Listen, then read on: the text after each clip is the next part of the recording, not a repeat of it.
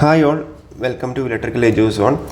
അപ്പോൾ നമ്മുടെ CN 1/2025 അതായത് ALPയുടെ ആപ്ലിക്കേഷൻ ഇന്നലെ തൊട്ട് സ്റ്റാർട്ട് ചെയ്യുന്ന രീതിയിലാണ് പറഞ്ഞിട്ടുണ്ടായിരുന്നത് അല്ലേ.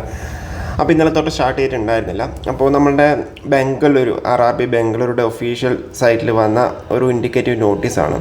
അപ്പോൾ അതെന്താണെന്നില്ലായിരുന്നു നമുക്ക് ഫസ്റ്റ് ഒന്ന് നോക്കാം. ഓക്കെ, അതിൽ പറഞ്ഞിട്ടുള്ളത് എന്താണെന്ന് നോക്കാം.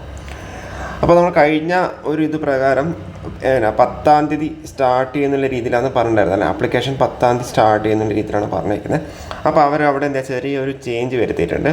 ഓപ്പണിംഗ് ഡേറ്റ് എന്താ 12-ാം തീയതിയിലേക്ക് മാറ്റിയിട്ടുണ്ട് കേട്ടോ. ഓപ്പണിംഗ് ഡേറ്റ് ഓഫ് ആപ്ലിക്കേഷൻ 12-ാം തീയതിയിലേക്ക് മാറ്റിയിട്ടുണ്ട്. ക്ലോസിംഗ് ഡേറ്റ് മെയ് 11 വരെയാണ് അവർ ഷെഡ്യൂൾ ചെയ്തേക്കുന്നത്. ഓക്കെ, അപ്പോൾ ഇതിലിപ്പോൾ നമ്മൾ നേരത്തെ പറഞ്ഞ പോലെ പേ സ്കെയിൽ 7th CPC പ്രകാരം ലെവൽ 2 ആണ്. 19,900 ഇനീഷ്യൽ പേ വരുന്നുണ്ടാവുക. 18 തൊട്ട് 30 വയസ്സ് വരെയാണ് ഏജ് ലിമിറ്റ്. 9,970 വേക്കൻസി തന്നെയാണ് റിപ്പോർട്ട് ചെയ്തിട്ടുള്ളത്. അപ്പോൾ ഇന്ന് നൈറ്റൊക്കെ ആകുമ്പോൾ നമുക്ക് എന്തായാലും ഒരു നോട്ടിഫിക്കേഷൻ നമുക്ക് എക്സ്പെക്റ്റ് ചെയ്യാം. അപ്പോൾ കുറേ പേര് നമ്മൾ ആ ഒരു വീഡിയോ ചെയ്തപ്പോൾ കുറേ പേര് ചോദിച്ചിട്ടുണ്ടായിരുന്നു അത് ഫേക്ക് ആണോ റിയൽ ആണോ. അത് ഫേക്ക് അല്ല, അത് റിയൽ ആയിട്ടുള്ളത് തന്നെയാണ്. പിന്നെ ലാസ്റ്റ് മൊമെൻറ്റിൽ അവരെന്താ ആ ഒരു ഡേറ്റ് അവർ ചേഞ്ച് ആക്കിയെന്ന് മാത്രമേ ഉള്ളൂ. ഇതിപ്പോൾ എന്താ വീണ്ടും നമ്മളുടെ RRBയുടെ ബംഗളൂരുടെ വെബ്സൈറ്റിൽ എന്താ കൃത്യമായിട്ട് അവരുടെ ഇൻഡിക്കേറ്റീവ് നോട്ടീസ് ഇതിൽ പറഞ്ഞിട്ടുണ്ട്. 12-ാം തീയതി ഏപ്രിൽ 12-ാം തീയതി, അതായത് നാളെ തൊട്ട് എന്താ നിങ്ങൾക്ക് അവിടെ അപ്ലൈ ചെയ്യാൻ സ്റ്റാർട്ട് ചെയ്യാം. ഓക്കെ, ലാസ്റ്റ് ഡേറ്റ് വന്നുള്ളത് മെയ് മാസം 11-ാം തീയതിയാണ്.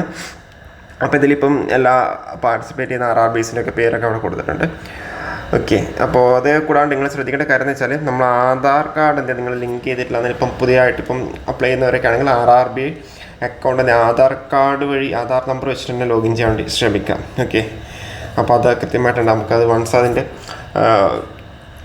നോട്ടിഫിക്കേഷൻ വന്നാൽ ഡീറ്റെയിൽ ആയിട്ട് നമുക്ക് പറയാം. ഓക്കെ, അപ്പോൾ ചെറിയൊരു വീഡിയോ ആണ്. കൂടുതൽ അപ്ഡേറ്റ്സ് ആയിട്ട് വീണ്ടും കാണാം. Okay, thank you.